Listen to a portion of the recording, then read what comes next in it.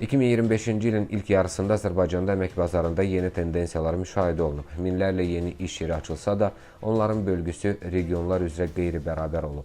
Paytaxt və iri şəhərlər sürətlə inkişaf etdiyi halda, bəzi rayonlarda iş yerlərinin açılması demək olar dayanıb. Dövlət Statistika Komitəsinin açıqladığı rəqəmlərə əsasən, 2025-ci ilin ilk yarısında Azərbaycanda 48.856 yeni iş yeri açılıb.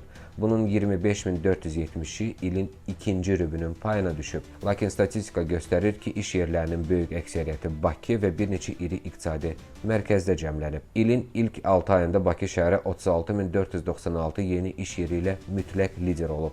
Bu, ölkədə yaradılan bütün iş yerlərinin təxminən 75%-nə bərabərdir.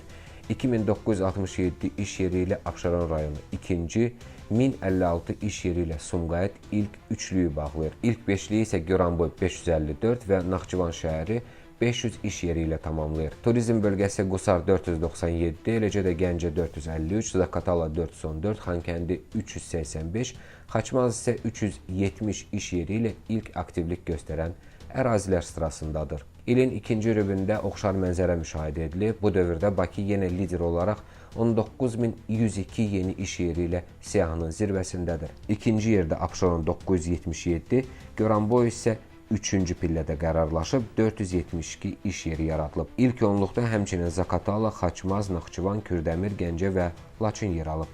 Amma eyni dövrdə bəzi rayonlarda vəziyyət tam əksinə olub. Statistika Komitəsinin açıqlamasına görə Kəngərli və Ordubad rayonlarında 6 ay ərzində bir dənə də olsun yeni iş yeri açılmayıb. Sədərək və Culfada cəmi 1, Babəkdə 2 iş yeri yaradılıb. Həmçinin Xızı 7, Daşkəsən 8, Şahbuz, Ucar və Zəngilanda hər birində 11 iş yeri yaradılıb. İkinci rübdə isə Sədərək 0 göstəriciyə malik rayonların sırasına qoşulub. Şuşa, Naftalan, Daşkəsən, Xızı, Babək və Culfa kimi 6 şəhər və rayonda isə cəmi 1 iş yeri açılıb. Beləliklə 2025-ci ilin ilk yarısı regionlar üzrə kəskin fərqli mənzərəni ortaya qoyur.